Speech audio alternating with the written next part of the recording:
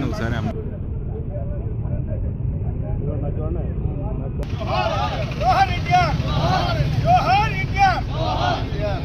MLA గారు కనబడతలేదు.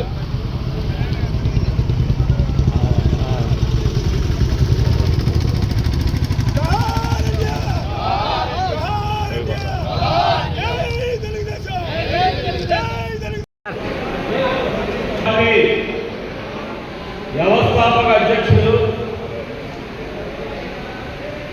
నటసార్వభౌమ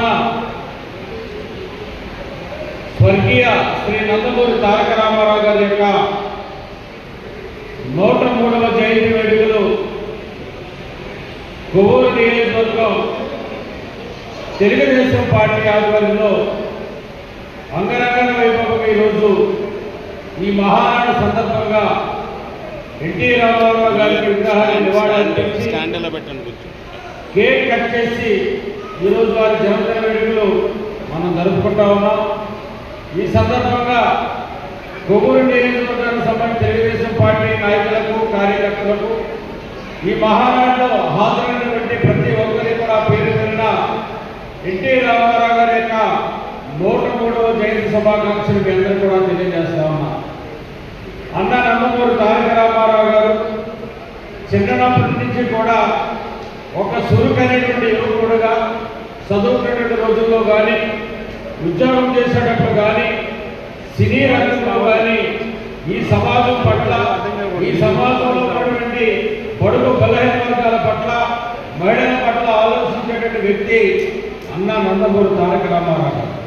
ఆయన ఉద్యోగం చేస్తున్నటువంటి సబ్ రిజిస్ట్రార్గా ఉద్యోగం చేస్తున్న టైంలో కూడా ఆయన అవినీతి అనేటువంటిది ఏదైతే ఇవాళ జరుగుతూ ఉంటుందో మనందరికీ కూడా తెలుసు. దానిని కూడా ఆయన తట్టుకోలేక బయటకు వచ్చి ఆ ఉద్యోగానికి రాజీనామా చేసి సినీ రంగంలో ప్రవేశించారు. సినీ రంగంలో ప్రవేశించినటువంటి ఎన్టీఆర్ గారు ఇంతవరకు మనకు భగవంతుడు ఏ రూపంలో ఉంటాడో ఎలా ఉంటాడనేటువంటిది మనందరూ కూడా తెలియదు. కానీ ఎన్టీ రామారావు గారు ద్వారాగా ఒక రాముడు ఏ విధంగా ఉంటాడు, ఒక కృష్ణుడు ఏ విధంగా ఉంటాడు, ఒక దుర్యోధనుడు ఏ విధంగా ఉంటాడు, ఒక వెంకటేశ్వర స్వామి ఏ విధంగా ఉంటాడు అనేటువంటి దాని మీద ఇవాళ ఆంధ్ర రాష్ట్రంలోనే కాదు ప్రపంచ దేశాల్లో కూడా ఒక దేవుడు అనేటువంటి మనం పూజించి ఆరాధిస్తున్నటువంటి దేవుడు ఏ రూపంలో ఉంటాడని చెప్పని చూపించేటువంటి వ్యక్తి ఇవాళ నందమూరి తారక రామారావు గారిని తెలియపరుస్తూ ఉన్నారు. అంతేకాకుండా ఈ సమాజంలో నుండి బడుగు బలైన వర్గాల కోసం తినడానికి తిండి, కట్టుకోవడానికి బట్ట, ఉండడానికి ఇల్లు అనేటువంటిది కావాలి. ప్రతి మనిషి కూడా ఈ సమాజంలో ఈ దేశంలో పుట్టినటువంటి ప్రతి పౌరుడు కూడా జీవించే హక్కు ఉంది.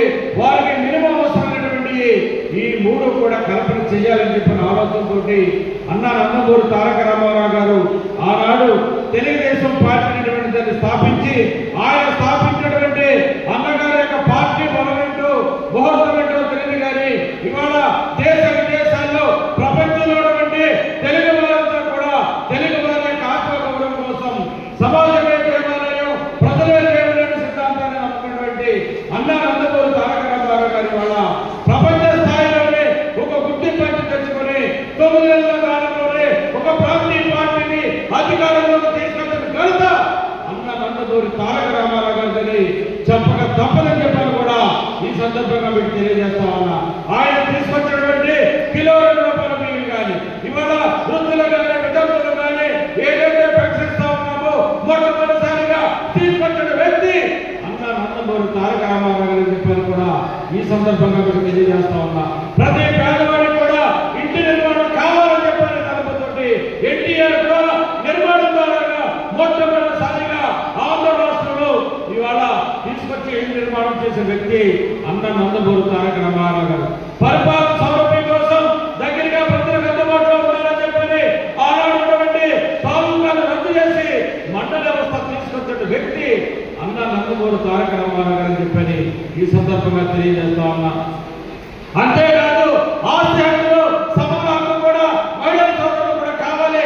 సమాజంలో సగం హక్కు ఉన్నటువంటి మహిళలకు కూడా ఇవాళ ఆస్తులు హక్కు కల్పించాలని చెప్పి చేసిన వ్యక్తి నందమూరి తారక రామారావు గారి కూడా ఈ సందర్భంగా తెలియజేస్తా ఉన్నా.